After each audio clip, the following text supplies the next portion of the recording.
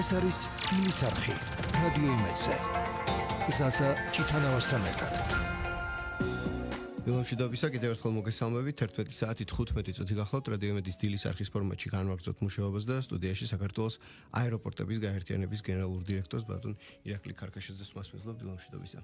დილომშვიდობის, მოგესალმებით ზაზა, მივესალმებით ჩვენს მსმენელებს. დიდი მადლობა სტუმრობისთვის, ბატონ ირაკლისთან ერთად ჩვენ საქართველოს აეროპორტების და ქართული ავიაციის შესაძლებლობებზე ვისაუბრებთ და დიალოგის დასაწყისში ალბათ სწორი იქნება თუ კი გასული წლის შეჯამებით დავიწყებთ, რა იყო ყველაზე მნიშვნელოვანი თქვენი ხედვით, თქვენი შეფასებით, თქვენი სააგენტოს სფეროში. ძალიან მნიშვნელოვანი წელი იყო, ისტორიული წელი იყო 2024 წელი ქართული ავიაციისთვის. რამოდენიმე წარმატების ფაქტორი ჰქონდა, რომელსაც გამოვყოფდი, ეს გახლავთ პირველ რიგში გზავრთნაკადი ჯამურად სამ საერთაშორისო აეროპორტში 7,400,000 გზავრზე მეც მომიმსახურეთ, რაც წინა წელთან შედარებით 22 თბილისი, ბათუმი, ქუთაისი, თბილისი, ბათუმი, ქუთაისი, რომელიც წინა წელთან შედარებით არის 24%-იანი ზრდა. ასევე ზრდა ჰქონდა უშუალოდ რეისების რაოდენობის მხრივ, ფრენების მხრივ, თუმცა ფრენების მხრივ შედარებით ნაკლებია და რაც იმას მიუთითებს, რომ ეს ფრენები ბევრად დატვირთული არის ვიდრე წინა წლებთან შედარებით, შეიძლება ძალიან ტექნიკურ საკითხს ვახებით, თუმცა ეს შედარება არის ძალიან მნიშვნელოვანი. ასევე ცალ-ცალკე აეროპორტებსაც რო შევეხოთ, ყველაზე მეტი ზრდა 53%-იანი ზრდა ჰქონდა ბათუმში, რაც არ არის ტიპიური ისეთი ძველი აეროპორტებისთვის, უკვე ტრადიციული აეროპორტებისთვის, როგორც არის ბათუმი და ეს იმას ნიშნავს, რომ ბათუმი კიდევ და კიდევ უფრო მეტად მიმზიდველი ხდება ტურისტებისთვის. შემდეგ იყო თბილისის საერთაშორისო აეროპორტი, სადაც 29%-მდე ჰქონდა ზრდა დაახლოებით. ხოლო ბოლო არის ქუთაისის საერთაშორისო აეროპორტი, ამას თავისი ახსნა აქვს, არა იმიტომ რომ ქუთაისმა განვითარება შეაჩერა, არამედ მსოფლიო ბაზარზე არსებობდა გამოწვევა ახალი ეს 321 ნეო, რომელთაც ერთ-ერთი ჩვენი მსხვილი ავიაკომპანია ვიზიარი ოპერირებს, რავებს სჭირდებოდათ ტექნიკური მეინტენენსი და ერთ-ერთი საჰაერო ხომალდის ერთი ბაზის დროებით გაყვანა იყო საჭირო, თუმცა ჩვენ ეს პროცესი შეიძლება ითქვას, რომ უკვე დავასრულეთ და წელს და უკვე დაბრუნდა ეს საჰაერო ხომალდი ქუთაისში და უკვე ისე 4 ბაზირებული საჰაერო ხომალდია და წელს გეგმავთ, რომ კიდევ უფრო მეტი სიახლე შევთავაზოთ გზავრებს. აქედან გამომდინარე, ქუთაისიც წელევანდელ წელს დადებს იმ შედეგს, რომელსაც ჩვენი გზავრები არიან მიჩვეულები. რაც შეეხება უშუალოდ ავიაკომპანიების მხრივ, ამ მხრივაც ისტორიული წელი იყო. ქართული ავიაციის ისტორიაში პირველად მოხდა, როდესაც ჩვენ წარმატებით დავასრულეთ 10 ავიაკომპანიასთან მოლაპარაკებები. აქედან 6 უკვე ოპერირებს, თუ მეხსიერება არ მღალატობს, 6 უკვე არის ბაზარზე, ხოლო 4 2025 წლის გაზაფხულზე დაიწყებს ოპერირებას და ამ ავიაკომპანია, ზოგადად ჩვენ ყველა ავიაკომპანია უმნიშვნელოვანესია, მაგრამ ყველაზე მსხვილი ალბათ მაინც ლონდონის მიმართულება, სადაც ერთდროულად 2 ავიაკომპანია, British Airways-ი, ბრიტანული ფლაგმანი და ერთ-ერთი უმსხვილესი დაბალბიუჯეტიანი ავიაკომპანია EasyJet იწყებენ ფრენას. EasyJet-თან მოლაპარაკება ბოლო 2 წელი განსაკუთრებით ინტენსიური იყო, თუმცა თქვენ რომ წარმოდგენა გქონდეთ 2015 წლიდან პერიოდული შეხვედრები და მცდელობები გქონდა და საბოლოოდ მივაღწიეთ იმ შედეგს, რომ 2025 წლის 31 მარტიდან 3 მიმართულებით, ეს იქნება ჟენევა, მილანი და ლონდონის მიმართულებით EasyJet-ით დაიწყებს ოპერირებას. აი გასული წლის ერთ-ერთი მთავარი მონოპოლი 20%-იანი ზრდა საერთო მოცემულობისა ჩვენი აეროპორტების, რომელიც თქვენ ახსენეთ და მოკლე კითხვა, რა იყო ძირითადი მიზეზი, გარე ფაქტორები, გლობალური ფაქტორები თუ ჩვენი მცდელობები, პოზიციონირება, თუ ყველაფერი ეს კომპლექსურად? ყველაფერი კომპლექსურად, ალბათ არ შეიძლება რომ ერთი ფაქტორი იყოს გამოყოფილი ამ ყველაფერში. იქიდან გამომდინარე, რომ ავიაცია საკმაოდ კომპლექსური და ძალიან ესეთი სენსიტიური არის ყველა მოვლენის მიმართ. ყველა ფაქტორი არის გასათვალისწინებელი. ეს იქნება სტაბილურობა, ეს იქნება ზოგადად გარემო, თუმცა ალბათ ყველაზე მნიშვნელოვანი არის და ალბათ უნდა ითქვას ის, რომ სწორი პოლიტიკა, რომელიც ჩვენ გავატარეთ, სწორი საკომუნიკაციო ფორმატი და სწორად შექმნილი ბიზნეს кейსები, იმიტომ რომ თითოეული ფრენა არის კომერციული აქტივობა კომპანიებისთვის და ეს მათი მხრიდან განხორციელებული ინვესტიცია არის. აქედან გამომდინარე, ალბათ სწორი ბიზნეს მოდელების შექმნა და სწორი გარემო ჩვენს აეროპორტებში და რა თქმა უნდა არ შეიძლება არ გამოვყოთ ტურიზმის სწორი სტრატეგია, რომელიც საქართველოს კიდევ და კიდევ უფრო მიმზიდველს ხდის. გასაგებია. ჩვენ მივიღეთ რაღაც თუ არ ვიცი როგორც დილეტანტის თვალით შევხედავ ამას, ისეთ მოცემულობა რომ იგივე ქუთაისის აეროპორტი, რომელიც ძალიან აქტიურია და პირდაპირ ასოცირდება ვიზიართან, ამ ბიუჯეტურ ავიაკომპანიასთან, თავისი პლუსებითა და მინუსებით, მაგრამ ფაქტია რომ ძალიან დიდი ნაკადი გზავრთ ნაკადის ზემოქმედება მოახდინა და ძალიან ბევრისთვის საშუალება არის ევროპული მიმართულებით მეტწილად ფრენებისთვის. თბილისი შედარებით მაღალ ბიუჯეტური სეგმენტისთვის დარჩა. აი ხო თქვენ ბრძანეთ რომ 10 ავიაკომპანია 6 მათგან უკვე დაახლოებით და დანარჩენებით შეუერთდებიან უკვე წლის განმავლობაში ხო გაზაფხულიდან. დაახლოებით ასეთი მიდგომა გაგრძელდება თუ ეს იყო პირველი პერიოდის თუ შეიძლება ეს სეგმენტირება სწორიც არის არ ვიცი ჩვენ რა თქმა უნდა ყოველწლიურად რთული არის გეგმაში გქონდეს რომ 10 ახალ ავიაკომპანიას შემოვიყვანთ ეს რა თქმა უნდა მიზანი და სასურველი არის თუმცა წარმოუდგენია რომ გქონდეთ როგორც გითხარით EasyJet-ის შემთხვევაში 2-3 წელი ჭირდება ავიაკომპანიასთან მოლაპარაკებებს ჩვენ გვაქვს იმედები რომ წლევანდელ წელს რამოდენიმე ახალ ავიაკომპანიასაც თანაც წარმატებით დავასრულებთ მოლაპარაკებას, რამოდენიმე შეიძლება უკვე არსებულ ავიაკომპანიასთან ახალი მიმართულებები შევთავაზოთ.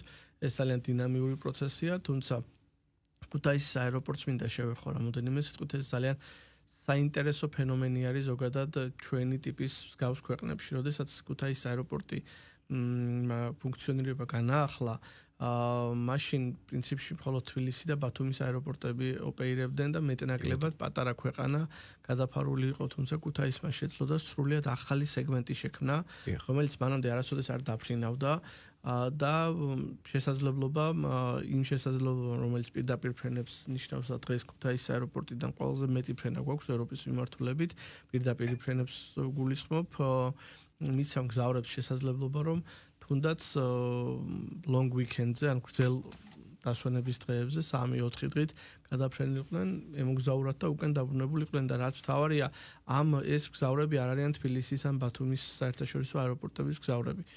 და შესაბამისად სეგმენტი არ წაართვა, ბაზარი არ გაიყო და სრულიად ახალი სეგმენტი შეიქმნა, რაც ძალიან მნიშვნელოვანია და მგონია რომ ერთ-ერთი მთავარი წარმატება არის ჩვენი საავიაციო ინდუსტრიის. გასაგებია.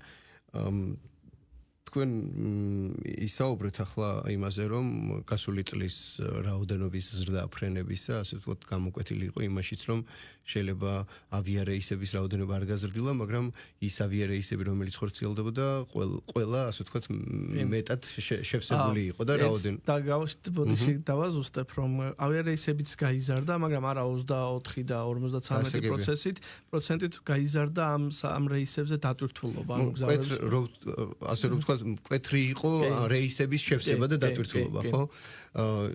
ჩვენი რაოდენობა გასაგებია საქართველოს მოსახლეობისა და ეს შევსება ამ ავიარეისებზე ალბათ მარტო ქართველებით არ ხდებოდა. კითხვა მიმყავს საით და ალბათ ბევრი უცხო ქვეყნის მოქალაქე იყო. რა პერსპექტივა და შესაძლებლობა გაგვაჩნია იმისთვის, რომ მით უმეტეს მესმის რომ ყოველ წელს 10 ავიაკომპანია არ ვერ შემოვა, მაგრამ დარწმუნებული ვარ, ამ 10 შემოსვლა სხვასთან კომუნიკაციას კიდევ უფრო გაადვილებს და შეიძლება სხვა კომპანიებმა თავად მოგმართონ ამ სურვილით და იმედი მაქვს, რომ ამ რეჟიმში იმუშავებთ, მაგრამ ჩვენი სატრანზიტო რესურსის თვალსაზრისით, ჩვენი რეგიონული მდებარეობიდან გამომდინარე, რა პერსპექტივა გაგვაჩნია იმ ბაზარზე, სადაც იგივე თურქეთს უკვე წლებია ფეხი მოკიდებული აქვს. ჩვენ ხა ძალიან ფართო კი, აუცილებლად, იმიტომ რომ პერსპექტივაში ეს არის ჩვენი მოცემულობა. ჩვენი ერთ-ერთი და მთავარი სტრატეგია და მიზანი გახლავთ ის, რომ საქართველო გახდეს რეგიონალური ჰაბი. სწორედ ამას ემსახურება ის უმსხვილესი ინფრასტრუქტურული პროექტები, რომელსაც ქუთაისში ვახორციელებთ, რომელსაც თბილისში ვგეგმავთ და მიმდინარე საკითხები არის, აქედან გამომდინარე ძალიან მარტივად რომ გიდას ისე მოკლედ რომ გიპასუხოთ, დიდი პოტენციალი გაგვაჩნია ამ მიმართულებით, თუმცა ამას სჭირდება კონკრეტული სტრატეგიული ქმედებები, როგორც ინფრასტრუქტურის ხაზეც, გიდასტურებთ რომ აქტიურად ვმუშაობთ, ასევე ძალიან მნიშვნელოვანია რომ კერძო სექტორი იყოს ამისთვის მზად და ძლიერი ავიაკომპანია არსებობდეს ბაზარზე იმისთვის რომ ტრანზიტული მგზავრები შევქნათ. ამას ვერასოდეს და ვერც ერთ ქვეყანაში თქვენ თურქეთი ახსენეთ და მათ შორის არის თურქეთში ადგილობრივი ავიაკომპანიის გარეშე ვერ მიიღწევა. ანუ ეს მაინც ლოკომოტივია ადგილობრივი ავიაკომპანია ყოველთვის არის ლოკომოტივი ტრანზიტული მგზავრებისთვის და მნიშვნელოვანია რომ ავიაკომპანიებში არსებობს სამი ტიპის მოდელი, დაბალბიუჯეტიანი, ჰიბრიდული და სრული სერვისის მქონე ავიაკომპანიები და აქ მნიშვნელოვანია რომ ეს ავიაკომპანია იყოს ან ჰიბრიდული ან უკაცრავად სრული სერვისის მიმწოდებელი ავიაკომპანია. აქედან გამომდინარე, თუმცა გიდასტურებთ რომ რეგიონში ძალიან დიდი შესაძლებლობა არსებობს დღეის მდგომარეობით იმისთვის რომ ჩვენ სატრანზიტო ჰაბი გავხდეთ და ის პოტენციალი რომელიც დღეს ჩვენს შემოგარენში არსებობს ავითვისოთ. გასაგებია. ახლა კონკრეტულად აეროპორტებზე კითხავთ როგორც აეროპორტების გაერთიანების ხელმძღვანელს. ჩვენ ვხედავთ რომ იგივე ქუთაისში გაფართოების ამ პროცესს ვადევნებდით თვალყურს, ჩვენ გავიგეთ და ისმის არაერთი განცხადება თბილისში ახალი აეროპორტის შენებლობასთან დაკავშირებით ამ მიმართულებებზე რა პერსპექტივა გაქვს და ბათუმზეც ყველაფერი გეგმება? პირველ რიგში ქუთაისის საერთაშორისო აეროპორტში უკვე აქტიურად მიმდინარეობს სამშენებლო სამუშაოები ყველა მიმართულებით. დაახლოებით წარმოდგენა რომ გქონდეთ სამჯერ იზრდება დღეს არსებული სააეროდრომო ინფრასტრუქტურა, რაც საშუალებას მოგცემს უკვე ნებისმიერი ზომის საჰაერო ხომალდს მომსახუროთ შეზღუდვების გარეშე.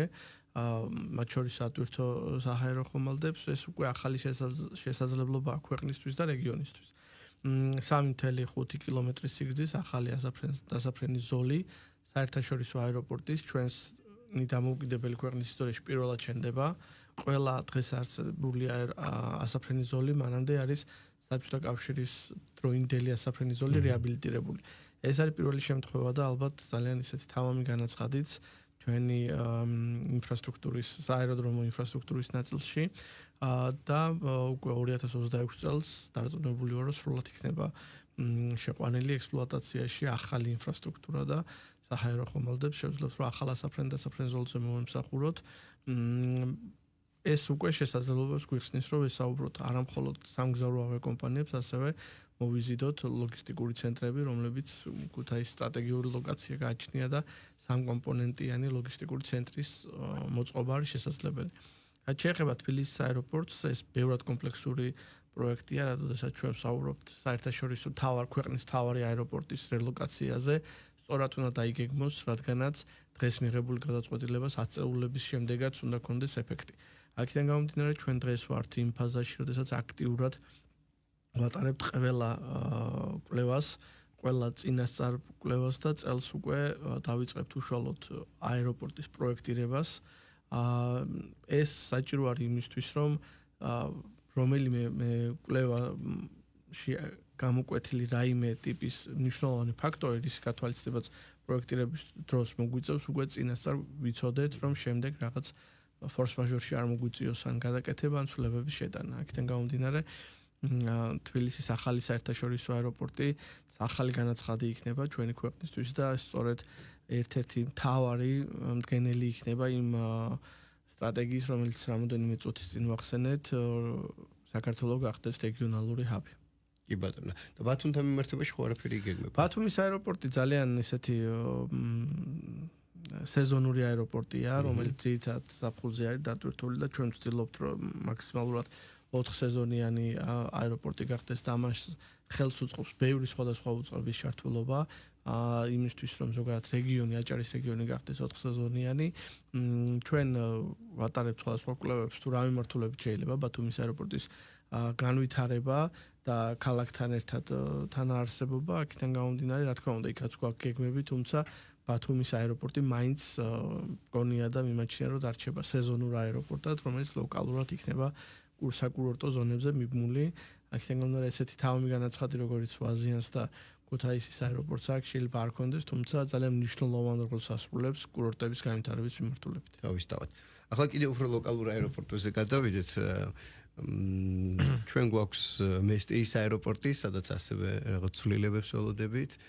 რა ტიპის ცვლილებებია ეს?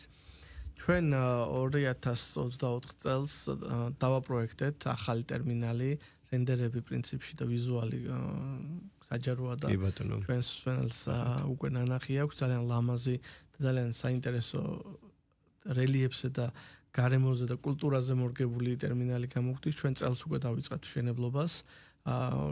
მესტიაში მშენებლობა კლიმატურ პირობებზეა დამოკიდებული და სირთულეებთანაა, თუმცა მიმაჩნია, რომ ძირითადი სამუშაოები წლევანდელ წელს უკვე დასრულებული იქნება. ასევე ძალიან საინტერესო ეს პროექტი სანამ სხვა აეროპორტებზე გადავალ, მნიშვნელოვანი იქიდან გამომდინარე, რომ მესტია ძალიან მზარდი აეროპორტია და ვხედავთ თუ რამოდენაა მოთხოვნა ამ მიმართულებით და ის მცირე ზომის ტერმინალი, რომელიც ერთ-ერთი ულამაზესია მთელს ევროპაში. მინიატურული, მაგრამ ულამაზესი, ვერ უზრუნველყოფს იმ რაოდენობის გზავრების გატარებას, რომელიც მესტიაში არსებობს და ჩვენი ახალი ტერმინალი სრულად არის ყველა საერთაშორისო სტანდარტთან და მოთხოვნებთან შესაბამისობაში. შესაბამისად ეს მოგცემს კიდევ უფრო მეტი საშუალებას იმის, რომ არ მხოლოდ ის ფრენები, რომლებსაც ჩვენ დღეს ვემსახურებით და გზავრებს თავაზობთ, სახელმწიფო სუბსიდირებულ ფრენებს გულისხმობ, ასევე საშუალებას მოგცემს კერძო საჰაერო ხომალდებისთვის, მცირე ზომის საჰაერო ხომალდებისთვის ვუმასპინძლოთ და შევთავაზოთ ის სერვისი, რომელსაც კერძო საჰაერო ხომალდების მფლობელები აეროპორტისგან ელოდებიან. და პირდაპირ იგივე ევროპული ქვეყნიდან იქ ჩავიდნენ თბილისის ტრანზიტის გარეშე. ანუ მოცემულობამ გაიძულათ რომ მეცვლილებები და გაფართოება. კი, იმიტომ რომ ხედავთ მოთხოვნას, თუმცა როგორც ყველა ეკონომიკურ საქმიანობაში თუ არ არის მიწოდება, არ არის მოთხოვნა და პირიქით თუ შეიძლება არსებობდეს მოთხოვნა და არ იყოს მიწოდება, ამიტომ ეს ორი მნიშვნელოვანი დგენელი ერთმანეთთან დავადაროთ და ჩვენ ხედავთ რომ არსებობს ამის კერძო სექტორის გამზაობაც, მოთხოვნაც, თუმცა იქიდან გამომდინარე რომ არ არსებობდა აქამდე მიწოდება, შესაბამისად არ იყო ეს სერვისები განვითარებული და გვაქვს ამბიცია და სურვილი რომ ეს ყველაფერი შევთავაზოთ უკვე კერძო სექტორში. კი ბატონო. განვაგრძოთ ლოკალური აეროპორტების მიმოხილვა და ამბროლაურში რაც მოცემულობა გვაქვს, ეს ალბათ ჯერჯერობით ყოფნის ხო რეალობას. ამბროლაურის აეროპორტი არის ერთ-ერთი ყველაზე ახალი აეროპორტი, რომელიც პრინციპში სულ რაღაც 2 დღის წინ იზეიმა იუბილე და 2017 წელს გაიხსნა. ეს შესაბამისად ის სრულად არის უზრუნველყოფილი ყველა საჭირო სტანდარტით, აღჭურვილობით და სავსებით აკმაყოფილებს მოცემულ ეტაპზე მოთხოვნას, იქიდან გამომდინარე რომ დაგეგმარებული შესაბამისად სწორად არის და აქედან გამომდინარე ამ ეტაპზე ჩვენ თავარ მიზანს წარმოადგენს ის რომ ამბროლაურის აეროპორტში ფრენების რაოდენობა გავზარდოთ, რისთვისაც საჭიროა მგზავრები და ამ მიმართულებით აქტიურად ვმუშაობთ. გასული წლის თქვენი საპროექტო აეროპორტების მიმართულებით განაცხადებიდან ერთ-ერთი საინტერესო და ხმამაღალი იყო ალბათ თელავის აეროპორტი, იგივე მიმინოს აეროპორტი მიმინო, რომელიც ფილმის წყალობით აბსოლუტურად სხვა რეკლამირების შედეგი გახდა. იქაც მინიატურული აეროპორტი იყო და იქაც რაღაც საბჭოთა ეპოქისთვის იმ რეალობისთვის მორგებულ საჭიროებებს. ჩვენ ამ თემაზე გვისაუბრია, მაგრამ ვისარგებლებ მომენტი და კიდევ ერთხელ გითხარით თელავის აეროპორტის პერსპექტივაზე. მე მესმის, რომ ახლა ლოკალური შენდება, მაგრამ თელავადიანში განხილვა. კი, თელავის აეროპორტიც უნიშნულოვანესი პროექტია და ჩვენ ერთი წუთითაც არ შეგვიჩერებია ამ პროექტზე მუშაობა, თუმცა მესტიისგან და ამბროლაურისგან განსხვავებით იქ ფაქტობრივად ახალ აეროპორტს ვაშენებთ. და რა თქმა უნდა შედარება არ არის თბილისის ახალ აეროპორტთან, თუმცა ბევრი მნიშვნელოვანი კომპონენტი პრინციპში ერთნაირად საჭიროებს კვლევებს. ჩვენ ეს ყველაფერი უკვე დავასრულეთ და წლევანდელ წელს უახლოეს მომავალში ვემზადებით იმისთვის, რომ უკვე დავიწყოთ უშუალოდ სამშენებლო სამუშაოები, რაც გულისხმობს ასაფრენ-დასაფრენი ზოლის და აეროდრომო ინფრასტრუქტურის სრულ რეაბილიტაციას, პერიმეტრის შემოღობას, ახალ ტერმინალს, სანავიგაციო სისტემების მონტაჟს და ასე შემდეგ, რაც კომპლექსური სამუშაოებია. პრინციპში შეიძლება ითქვას, რომ ყველა კვლევა, ყველა პროექტი უკვე მზად არის და უახლოეს მომავალში ჩვენ სამშენებლო სამუშაოებს გამოვაცხადებთ ტენდერს. ამისთვის მზადება უკვე დაახლოებით იმ ადგილას, სადაც იმავე ლოკაციაზეა საუბარი და მნიშვნელოვანია ის, რომ ეს აეროპორტი ადგილობრივ აეროპორტებს შორის ყველაზე დიდი იქნება და ან ტერმინალის მიმართულებით გულისხმობ და პერსპექტივას რაც შეეხება, რა თქმა უნდა, თელავის აეროპორტს ამ აეროპორტებს შორის ალბათ ყველაზე დიდი შანსი გააჩნია ის რომ იყოს საერთაშორისო იმ მიმართულებით, თუმცა აქ საერთაშორისოში არ მინდა მგზავრებმა გაიგონ და ჩვენ მსმენელებმა რომ აქ რეგულარულ ფრენებზე არის საუბარი, აქ არის რეგიონიდან არსებული ჩარტერული ფრენები ტურისტული მცირე ჯგუფებისათვის. იქიდან გამომდინარე რომ საკმაოდ მარტივი რელიეფი აქვს და დარწმუნებული ვარ რომ მივალთ მაგამდე, თუმცა პირველ ეტაპზე ამაზე საუბარი არ აქვს, პირველ ეტაპზე მნიშვნელოვანია რომ კახეთის რეგიონს კონდეს ადგილობრივი აეროპორტი, რომელიც შიდა ტურიზმზე იქნება გათვლილი. ანუ მარტივი რელიეფი, ალაზნისველი, არა მხოლოდ ღვინის კულტურის, არამედ ავიაციის განვითარებისთვისაც კარგია. ის სხვა ძველი ყოფილი აეროდრომებიდან აფხაზეთზე აღარ საუბრობ, რაც მახსენდება, იგივე დასავლეთის მიმართულებით სენაკის და ზუგდიდის, ან შეიძლება კიდე იყოს სხვა თელავზე ვისაუბრეთ. გრძელვადიან პერსპექტივაში განიხილავ თუ არა, ანგება თუ არა რაიმე ტიპის საჭიროება, რომ იქაც რაღაცა მოცემულობა განვავითაროთ, იმიტომ რომ ახლანდელი რეალობით, მას შემდეგ რაც თელავიც დასრულდება, პრინციპში ჩვენ აღმოსავლეთი, დასავლეთი, სამხრეთი, ჩრდილოეთი მეტნაკლებად მოცულობა ქვეყნის. ძალიან საინტერესო სტრატეგიული მიმართულებაა, რასაც გვემბრძანებთ და ჩვენ რა თქმა უნდა იდენტიფიცირებული გვაქვს და დარეზერვებულია ყველა ძველი სააეროდრომო ინფრასტრუქტურა, რომელიც არსებობდა, თუმცა განვითარების მხრივ მნიშვნელოვანია რომ ჩვენ არც ზედმეტი მოთხოვნის მიწოდების ფარგლებში ზედმეტი ინვესტირებაც არ განვახორციელოთ და შესაბამისად არც დავაკლოთ. სწორედ ამ სტრატეგიის ფარგლებში გახდა მნიშვნელოვანი რომ თელავის აეროპორტი განგვეხორციელებია. პირველ ეტაპზე ჩვენ რასაც გეგმავთ გახლავთ ის რომ ყველა აეროპორტი ჩვენი საერთაშორისო თუ ადგილობრივი აეროპორტი დავაკავშიროთ ერთმანეთს და გულისხმობ იმას რომ კონდეს შიდა ფრენები, ეს იქნება მესტია ბათუმი, ბათუმი თელავი, თელავი მესტია, ამბროლაური და ასე შემდეგ, ქუთაისი, თელავი, ქუთაისი, მესტია და ასე შემდეგ. ეს მოგცემს საშუალებას რომ ამ ეტაპზე ეს ქსელი მთლიანად გადავფაროთ. შესაბამისად თუ შემდეგ შევხედავთ რომ კიდევ რომელიმე რეგიონს აქვს დამატებითი საჭიროება, რა თქმა უნდა ჩვენ სადავართ ამ მიმართულებით აქტიურად ვიმუშაოთ. მით უმეტეს თელავს ერთგვარი ჰაბის ფუნქციაც ექნება, იმიტომ რომ იგივე თუშეთის მიმართულებით ფრენები კვლავ თელავიდან გაგრძელდება, ხო? ნამდვილად თუშეთიც არის ერთ-ერთი ყველაზე რთულად მისადგომი მაგრამ სეზონურად ალბათ კიდე ცალკე ღირებულება. რა თქმა უნდა, როგორც ტურისტულად, ისე სოციალური მიმართულებითაც და თუშეთი თუ როდესმე დადგა ახალი აეროპორტის და მეშვიდე აეროპორტის საჭიროება, ალბათ ლოგიკური იქნება თუშეთი, თუმცა ამ ეტაპზე ეს არ განიხილება, იქიდან გამომდინარე რომ საკმაოდ რთული არის იქაც რელიეფი და ალბათ საჭიროების შემთხვევაში ვერტფრენები ამ ეტაპზე უზრუნველყოფენ იქ საჭიროებას. კი ბატონო. ირაკლი, ჩვენ მეტწილად ვისაუბრეთ სამოქალაქო გადაზიდვებზე და ავიაციებზე, მაგრამ ეს თქვენ ახსენეთ, რომ ავიაცია ერთი შრით არ სრულდება და არ იწყება, ხო? მრავალშრიანია, მით უმეტეს დღეს ამ ეპოქაში, სადაც ვართ. მე გავიგე თქვენი პასუხი რეგიონულ ჰაბობასთან მიმართებაში და ამ კუთხით ჩვენს შესაძლებლობებზე, მაგრამ სატრანსპორტო გადაზიდვები ალბათ მაინც ცალკე თემაა. მით უმეტეს რომ ჩვენი გეოპოლიტიკური მდებარეობა თუ სატრანზიტო შესაძლებლობა რაღაც სხვა სივრცეებს გვიჩენს, ეს ერთი თავის ტკივილიც არის ჩვენთვის, მაგრამ მეორე მხრივ ჩვენი გადარჩენისა და განვითარებისთვის მნიშვნელოვანი საშუალება. აი სწორედ ამ სატრანზიტო ინფრასტრუქტურულ ჭრილში ის აეროპორტები, რომელიც ჩამოთვალეთ და რომელიც ასე ვთქვათ მიძინებულია, მაგრამ განხილვის საგანი შეიძლება გახდეს თქვენ ახსენეთ იგივე ზუგდიდის თუ სენაკის აეროპორტებზე. ამ მხრივ როგორ ხედავთ პერსპექტივას იმისას, რომ ჩვენ აი სატრანსპორტო გადაზიდვების თვალსაზრისით რეგიონში მიმზიდველნი გავხდეს და არა მხოლოდ სამოქალაქო ავიაციით დაკავებული ავიაკომპანიები, არამედ გადაზიდვის საქმიანობით დაკავებულნიც დაინტერესდნენ ჩვენი საჰაერო მიმართულებით ჩვენ თუ არ ჩავთვლით სოხუმის აეროპორტს, ყველა აეროპორტი, რომელიც დღეს არის აუთვისებელი, მცირე ზომის რეგიონალური აეროპორტები, ადგილობრივი აეროპორტის შესაძლებლობა გააჩნიათ.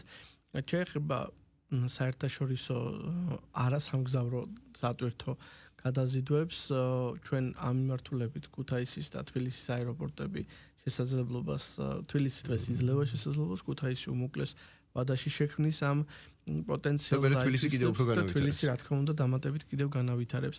აქედან გამომდინარე ეს ორი აეროპორტი მიმაჩნია რომ საკმაოდ ამ ეტაპზე საკმარისი არის აღნიშნული პერსპექტივისგან ასათვისებლად და ასევე მნიშვნელოვანია ის ფაქტორი რომ ჩვენ უნდა შევძლოთ და შევძლოთ და მოვიზიდოთ ისეთი მსხვილი ლოგისტიკური კომპანიები რომლებსაც შეუძლიათ ტვირთის გენერირება. რამე თუ ტვირთები მხოლოდ საქართველოს თვის და საქართველოსდან არ არის ამ პოტენციალისთვის ასათვისებელი და თქვენ სწორად ბრძანეთ ავიაცია არ არის მხოლოდ ტურიზმი და ეს არის მხოლოდ ერთ-ერთი შრე და უმსხვილეს და არანაკლებ მსხვილ ბიზნესს წარმოადგენს სატვირთო გადაზიდვები.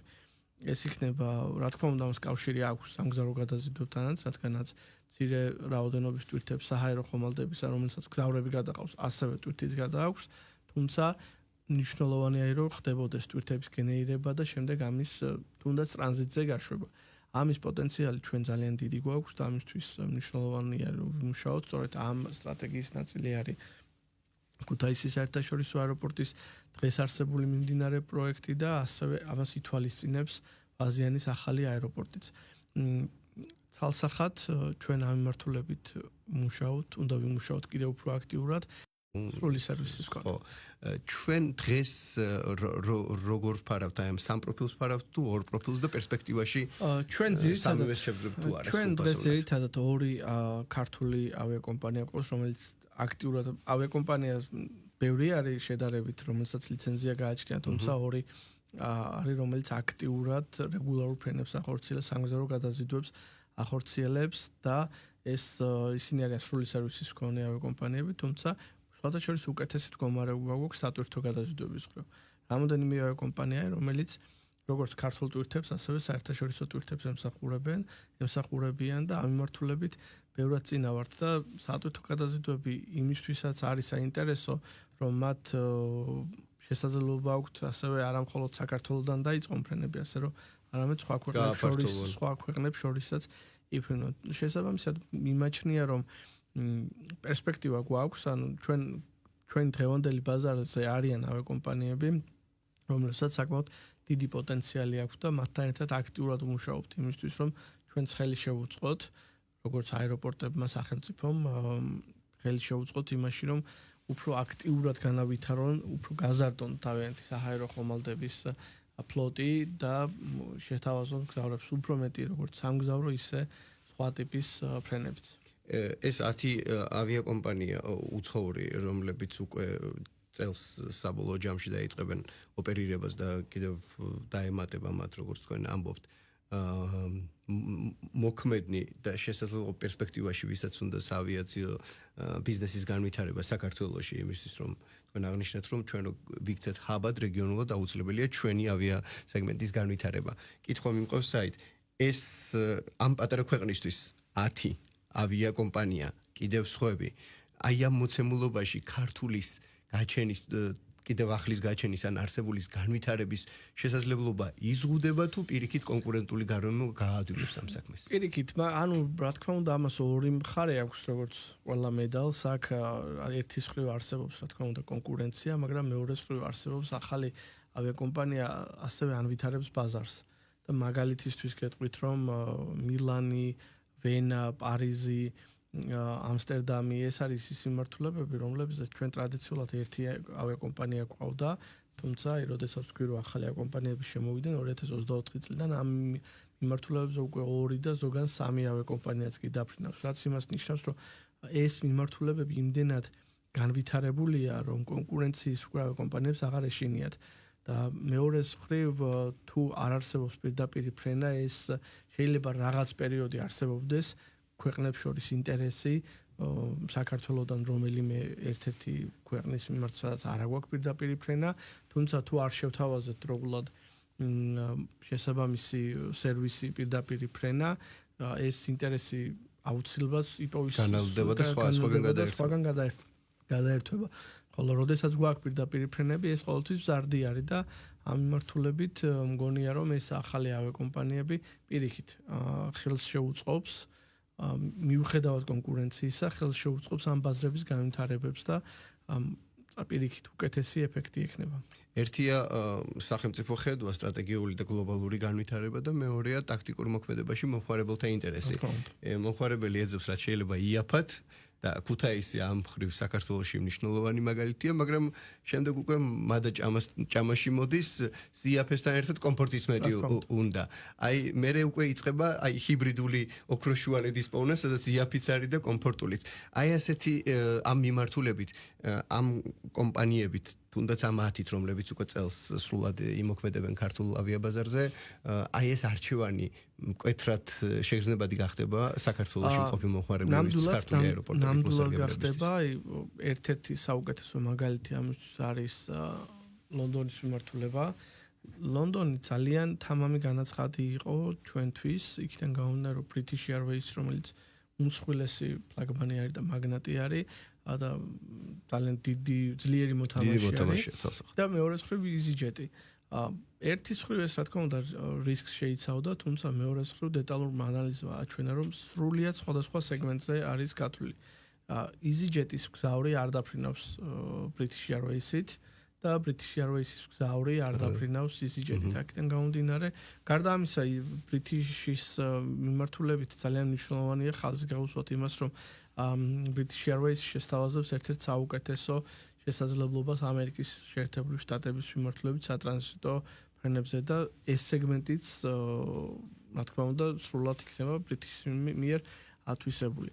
აქედან გამომდინარე, მგონია რომ ამ ავიაკომპანიაში ძალიან კარგად არის დივერსიფიცირებული სამივე მოდელი, როგორიც არის EasyJet-ის სრულად ულტრა დაბალბიუჯეტიანი ეგრეთ წოდებული, არის Transavia, რომელიც ჰიბრიდული მოდელია, Transavia ჰოლანდიის და ფრანგული ორი მიმართულებით იწყებენ ფრენებს.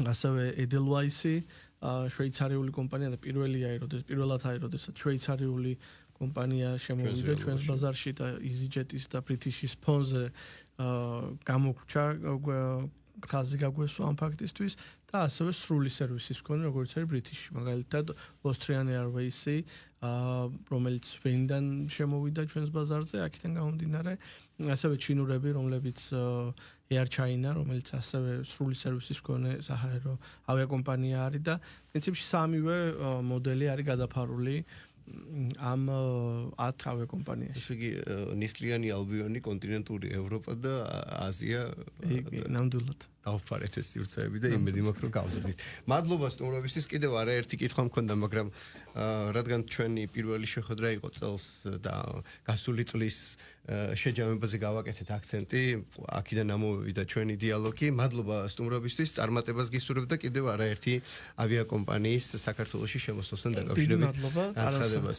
მადლობა. საქართველოს აეროპორტების გაერთიანების გენერალური დირექტორი ბატონი ირაკლი ქარქაშაძე იყო ჩვენი სტუმარით და გადავაჭარბეთ დროს ეთერს უთმობთ უკვე სპორტის სიახლეების მორიგ გამოშვებას, მე კი საინფორმაციო გამოშვების დასრულების შემდეგ დავიბრუნდებით დროებით. მადლობა.